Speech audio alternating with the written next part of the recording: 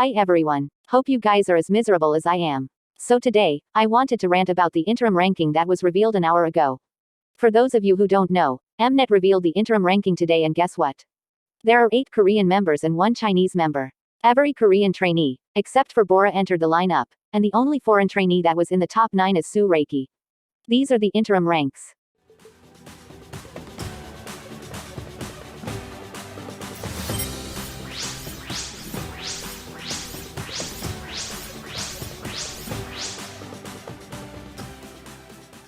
Now, let me make it very clear that interim ranking is not going to determine the final lineup.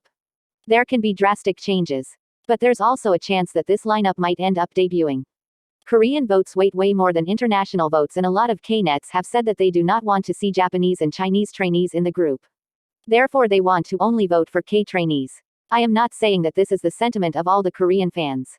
I'm just saying that this is a popular opinion in the K forums. If this actually happens, then there's a chance that the interim ranking will become the reality. After all the Korean trainees were saved in the last round. Now, I don't have any personal issues with the Korean trainees. But what's the point of making a global audition program if the group is not global? What's the point of bringing 66 girls from overseas?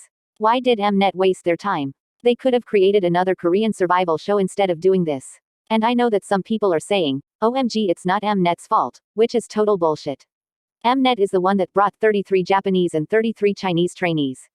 Mnet is the one who evil edited Chinese trainees and mistreated them behind the scenes.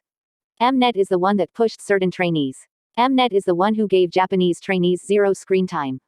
Mnet is the one who decided to not prioritize international votes. So, you bet your ass I'm going to blame that company. It was clear from the beginning that Mnet wanted a group with K trainees in the majority, but I didn't think the end might end up looking like this.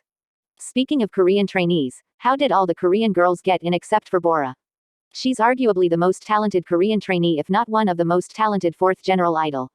So how did average trainees get in instead of her? What happened? Don't get me wrong, I don't have anything against the rest of the Korean girls.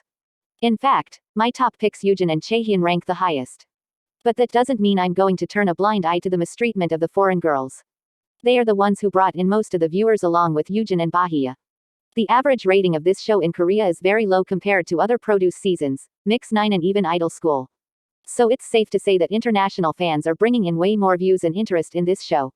And Japanese and Chinese trainees are one of the reasons behind the hype of this show.